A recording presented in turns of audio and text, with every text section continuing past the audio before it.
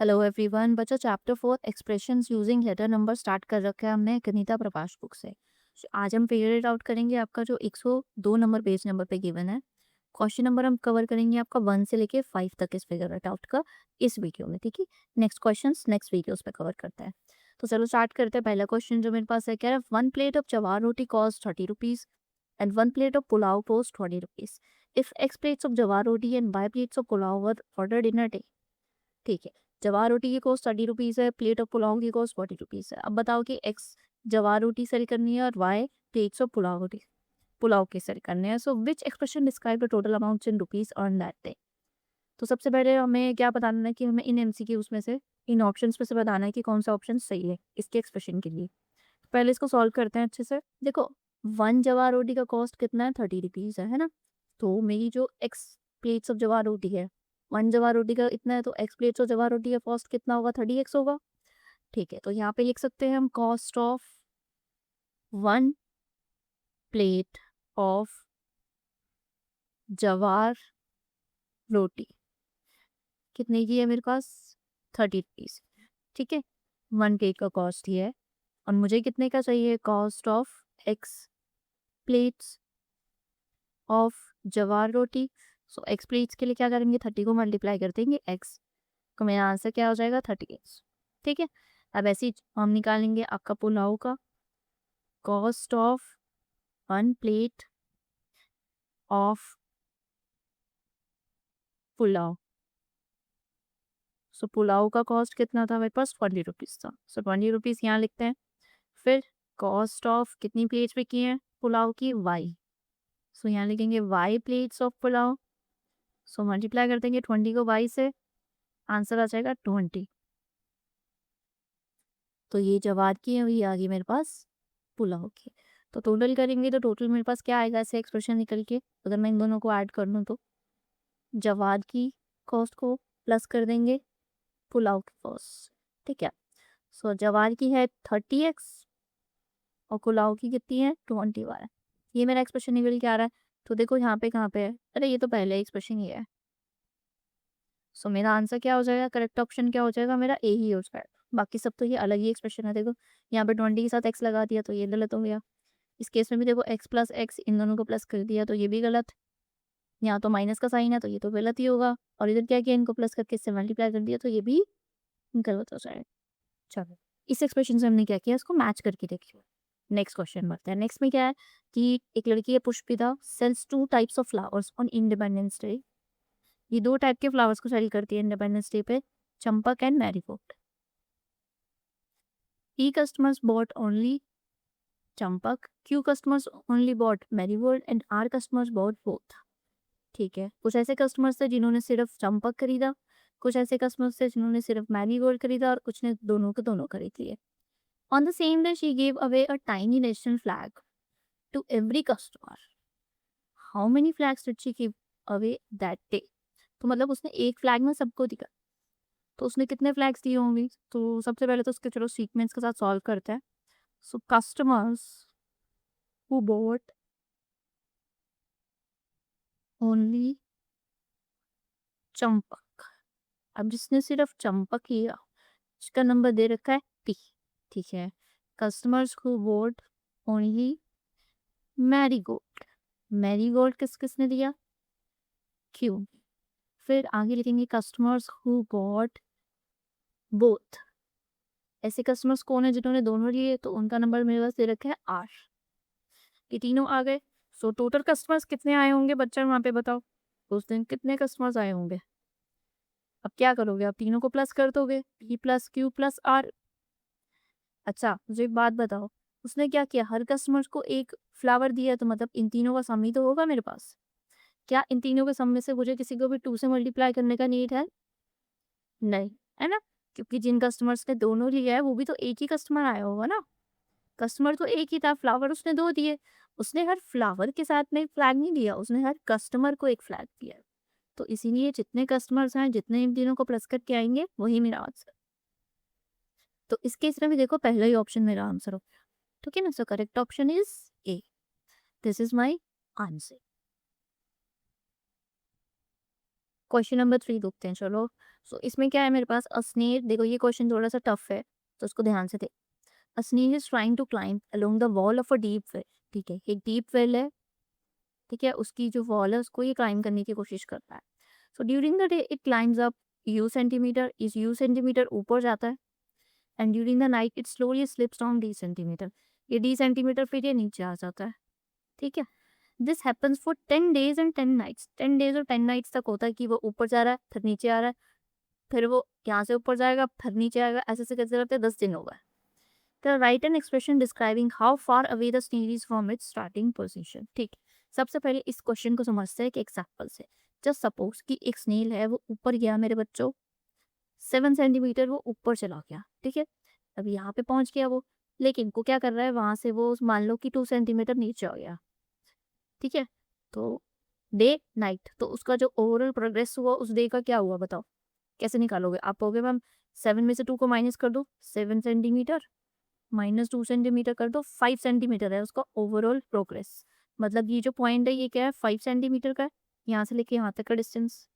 तो एक दिन का उसका जो प्रोग्रेस हुआ वो मेरा 5 सेंटीमीटर का हुआ है ना। ऐसे ही करके वो क्या करेगा, फिर नेक्स्ट डे वो फिर से ऊपर जाएगा फिर से नीचे आएगा। तो जो ओवरऑल प्रोग्रेस उसका निकल के आएगा वो एक दिन का मेरा माइनस करके निकल के आएगा। अब इस केस में क्या है, मुझे ना लेटर नंबर से रखे, लेटर नंबर्स मतलब कांस्टेंट से रखे, सॉरी कांस्टेंट नहीं, ये वेरिएबल से रखे हैं हमें। तो अगर देखा जाए तो अगर इसको स्टेटमेंट से करते हैं चलो। So distance climbed by the snail during the day, during the day. तो डे में वो कितना गया है, यू सेंटीमीटर, यू सेंटीमीटर ऊपर गया है। फिर distance climb by the, climb नहीं स्लिप्ड हुई, distance slipped by the snail during the night, night में वो कितना स्लिप हो गया, डी सेंटीमीटर वो स्लिप हो गया, ठीक है। सो जो नेट डिस्टेंस निकल के आएगा वो कितना आएगा, जो नेट डिस्टेंस उसने कवर किया है डे एंड नाइट में, net distance covered by the snail in 1 day and 1 night, एक दिन और एक रात में कितना होगा, इन दोनों को माइनस करना होगा, तो यू माइनस टी सेंटीमीटर आ जाएगा, ठीक है ना। ओके, तो लेकिन हमें कितने का निकालना है कि this happens for 10 days and 10 nights, तो हमें 10 डेज और 10 नाइट्स का निकालना है। तो क्या करेंगे, ये एक दिन का आ गया, ये एक डे और एक नाइट का था, तो net distance covered by the snail in 10 days and 10 night, क्या करेंगे, इसको 10 से मल्टीप्लाई कर देंगे, simple 10 multiplied by u minus t. या तो ऐसे लिख लो या फिर तो इसको एक्सपैंडेड फॉर्म में लिख लो, 10 को यू से मल्टीप्लाई करो 10 ही हो जाएगा, फिर 10 को डी से मल्टीप्लाई करोगे तो क्या आ जाएगा, 10 डी आ जाएगा। ये भी सही है और ये भी सही, ठीक है। सो ये टोटल मेरा जो आ गया, क्या आ गया, एक्सप्रेशन निकल का। अब इसे नेक्स्ट देखो क्या कहते हैं।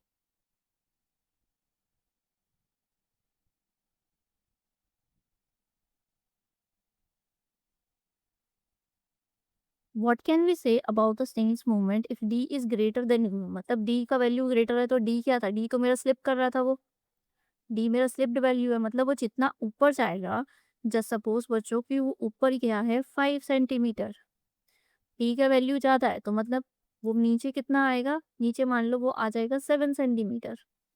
तो इसमें क्या होगा, एंड में जाकर के वो जितना ऊपर जा रहा है उससे ज़्यादा नीचे आ रहा है, तो नेट जो प्रोग्रेस होगा वो उसका नेगेटिव हो जाएगा, आंसर मेरा नेगेटिव में आएगा।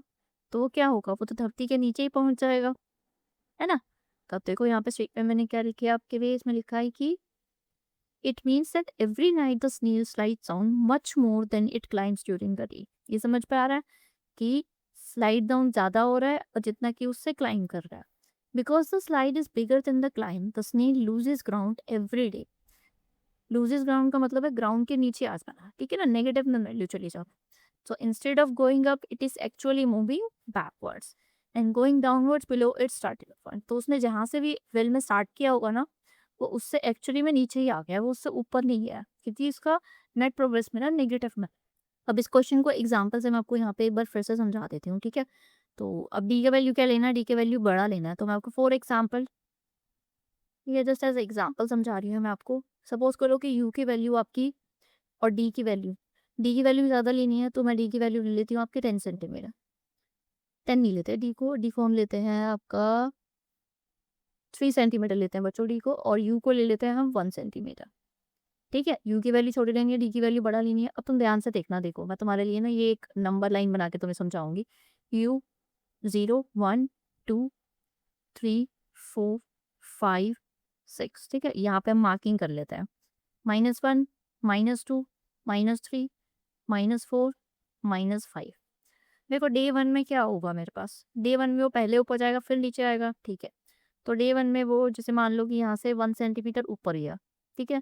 तो बच्चा नीचे कितना आ गया, वो नीचे वो आ गया 3 सेंटीमीटर। तो 1 2 3, तो कहाँ पहुँच गया बेटा वो, -2 पे पहुँच गया। तो डे 1 में तो अगर मैं निकालूँ तो u माइनस डी करना पड़ेगा मुझे। सो 1 - 3 इक्वल्स टू क्या आ जाएगा, -2 सेंटीमीटर आंसर आएगा, जो कि मैंने को ना पिक्चर में वो दिखा दिया, ठीक है। अब वो कहाँ पहुँच चुका है, वो -2 सेंटीमीटर पे पहुँच चुका है, ठीक है। अब यहाँ से वो क्या करेगा, फिर से क्लाइंब अप करेगा, ठीक है। डे 2 पे आ गया वो, डे 2 पे वो फिर से क्लाइंब अप करेगा, 1 सेंटीमीटर ऊपर जाएगा, तो कहाँ पहुँच जाएगा, -1 में पहुँच जाएगा। फिर यहाँ से उसे क्या करना है, 3 सेंटीमीटर नीचे आना है, तो यहाँ से फिर से 3 नीचे आएगा, 1 पहुँचा था ना, 1 2 3, तो वो पहुँच जाएगा 4 -4 सेंटीमीटर पे पहुँच जाएगा। तो देखो डे 2 पे भी जो मेरी नेट प्रोग्रेस आएगी वो क्या आई है, मेरी -4 आई है, ठीक है ना। -4 पे पहुँच गया वो, तो ये -2 पे ऑलरेडी था। अब डे 3 का निकालते हैं, चलो हम पिक्चर से ही करके देखते हैं इसको। डे 3 में जैसे अब वो -4 पे है, मैं इस साइड करके देखता हूँ, ओके। तो -4 पे पहले वो 1 ऊपर जाएगा, फिर नीचे कितना आएगा, नीचे आगे मुझे नंबर लाइन बढ़ानी पड़ेगी यहाँ पे। तो 1 ऊपर जाके 3 नीचे आना है, तो 1 2 3, तो वो पहुँच जाएगा आपका -6 पे। तो डे 3 में वो पहुँच गया -6 पे। तो आप देखो जो ओवरऑल प्रोग्रेस आ रही है वो उसकी किस में आ रही है, नेगेटिव में आ रही है। क्योंकि ऊपर जितना जा रहा है उससे ज़्यादा तो वो नीचे आता जा रहा है।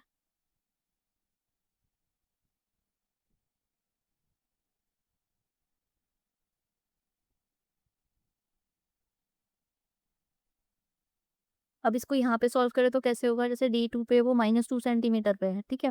तो -2 सेंटीमीटर में पहले वो 1 सेंटीमीटर ऊपर जाएगा, ठीक है। फिर क्या होगा, फिर वो 3 सेंटीमीटर नीचे आएगा। तो आपको इस तरह से आप इसे सॉल्व करोगे ना, तो देखो, और 2 में से 1 गया -1, और -1 प्लस -3 क्या हो जाएगा, -4 ही आ जाएगा आपके पास। इसको अगर मैं यहाँ सॉल्व करके दिखाऊँ ना, -2 + 1 -3 है। तो 2 में से 1 गया 1 -1, और ये -3, तो आंसर आ जाएगा -4। इसी तरह से यहाँ पे कैसा आएगा, लास्ट पोजीशन क्या है -4 का, सो -4 लिखेंगे।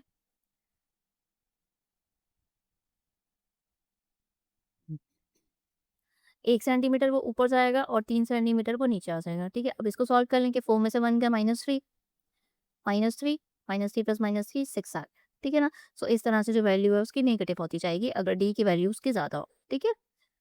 आई hope this is clear to you. चलो अब ये मैंने आपको बहुत डीपली अच्छे से समझा दिया, पूरा खोल के एकदम। तो अच्छा लगा तो प्लीज़ मुझे ज़रूर बताना कमेंट सेक्शन में। सो क्वेश्चन नंबर 4 देखते हैं, चलो। अब ये वाला क्वेश्चन में थोड़ा-सा बड़ा है, ठीक है ना?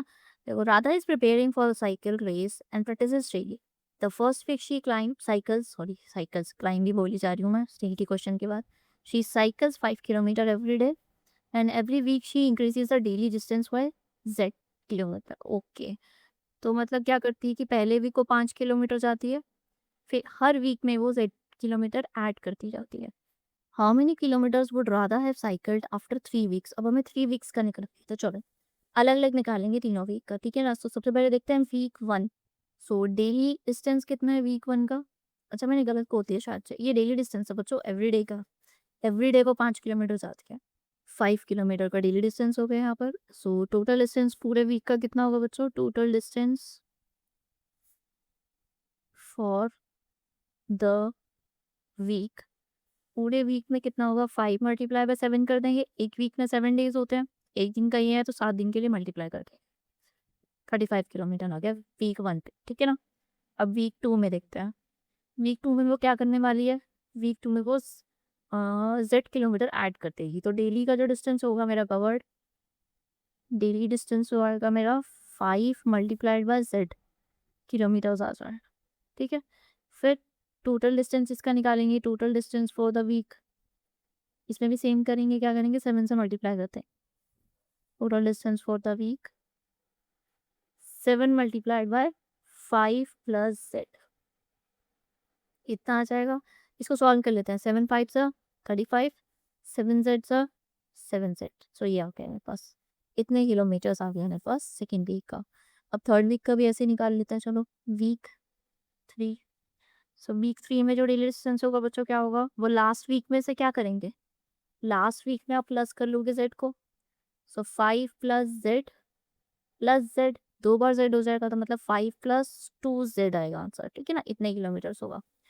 सो total distance covered in the week कितना होगा, total distance for the week, total distance होगा मेरा 7 multiplied by 5 plus 2 Z. So answer क्या होगा, 7 को 5 से मल्टीप्लाई करो 35, 7 को इससे मल्टीप्लाई करो, यहीं पे कर लेते हैं। चलो 7 मल्टीप्लाइड बाय 2 जेड, सो 35 प्लस 7 2 14, 14 जेड, ये आंसर आ गया, तीनों वीक का निकल के आ गया। तो टोटल डिस्टेंस के लिए क्या करेंगे, उसके ओवरऑल टोटल डिस्टेंस के लिए तीनों वीक के डिस्टेंस को प्लस कर देंगे। इसने मुझसे क्या पूछा, how many kilometres would Radha have bicycled for 3 weeks, तो तीनों के लिए क्या करेंगे, तीनों को प्लस कर लेते हैं। So week 1 plus week 2 plus week 3, answer आ गया। वीक 1 में कितना है 35, प्लस वीक 2 में कितना है 35 प्लस 7 जेड, प्लस वीक 3 में कितना है 35 प्लस 14 जेड। चलो सॉल्व कर लो। पहले तो ये सारे जो हमारे 35 है इनको ऐड कर लेते हैं। 35 3 टाइम्स कितना होगा बच्चों, 105 प्लस 7 जेड प्लस 14 जेड कितना होगा 21 जेड। तो ये मेरे पास आंसर आ गया, इतने किलोमीटर उसने 3 वीक्स में कवर किए। ये मैंने एक्सप्रेशन इसको निकाल के दे दिया। Got it. कोई भी शंका, कोई भी डाउट अगर वो तो मुझसे पूछ लेना, ठीक है ना। चलो अब नेक्स्ट ये आ गया क्वेश्चन नंबर 5, तब इस वीडियो का लास्ट क्वेश्चन है ये। कह रहा in the following figure observe how the expression w+2 becomes 4w+1, ये वाला एक्सप्रेशन जो है ये ऐसे कैसे बन गया। Fill in the missing blanks on the remaining parts, the ovals contain expression and the box contain the operations. ठीक है, सबसे पहले तो इस फिगर को समझने की जरूरत है। देखो ये w+2 दे रखा है, अब ये एरो इधर जा रहा है, इसमें तुम्हें +3 करना है, मतलब सॉरी w+2+3 करना है। तो 3+2 बच्चा कितना होगा 5, तो देखो यहाँ पे w+5 आ गया। अब देखो मल्टीप्लाइड बाय 4 कर रखा है, तो 4 से मल्टीप्लाई करोगे w+5 वो तो क्या आएगा, 4 को w से मल्टीप्लाई करोगे 4w, 4 को 5 से मल्टीप्लाई करोगे तो 4 5 20। तो देखो यहाँ पे भी आ रखा है। समझ में आया कि यहाँ से यहाँ कैसे पहुंचे, इसने यहाँ पे भी बोला था मुझे कि ऐसे कैसे बन गया। चलो ऑब्जर्व करो मैंने ठीक है। अब मुझे बाकी के बॉक्सेस को फिल करना है। चलो स्टार्ट करते हैं, इस साइड से स्टार्ट करते हैं। ए इसमें क्या कर रहा है, इसे -5 किया तो इसे ये मिला w-3, तो कैसे मिला ये भी करके दिखा देती हूँ मैं। w+2 -5 करोगे तो 5 में से 2 का कितना होता है 3 होता है, और साइन बढ़ेगा लगेगा, तो देखो ये आ गया आंसर। अब इसको 3 से मल्टीप्लाई करना है, सो w-3, 3 से मल्टीप्लाई करोगे तो 3w, और 3 को इससे मल्टीप्लाई करोगे तो -9, तो यहाँ पे क्या आ जाएगा 3w-9, ठीक है। अब इधर देखो इसमें से 8 माइनस करना है, तो w+2 -8, 8 में से 2 गए बच्चों कितने आएंगे 6, और 6 के साथ साइन कौन सा आएगा मेरे पास माइनस का, w-6 यहाँ पे आंसर आ जाएगा। Got it. अब देखो यहाँ पे फिर से -4 करना है, तो w-6 -4 करेंगे, और 6 + 4 10 -10, w-10 यहाँ पे आंसर आ जाएगा।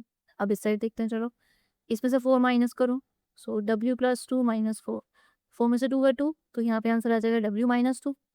अब यहाँ पे एक बार चेक कर लो, उसको 3 से मल्टीप्लाई करके क्या आ रहा है, सो w-2 मल्टीप्लाइड बाय 3, 3 को w से मल्टीप्लाई करो 3w, 3 2 6, तो देखो यहाँ पे भी यही दे रखा है, मतलब मैंने क्वेश्चन सही किया है। तो इसी तरह से इसको सॉल्व करना था, बहुत ईजी था ये क्वेश्चन। और यहाँ पे हमारे क्वेश्चन नंबर 5 तक हमने कंप्लीट करी है। इसी नेक्स्ट वीडियो में चलो चलते हैं और इसके आगे के क्वेश्चंस को करते हैं।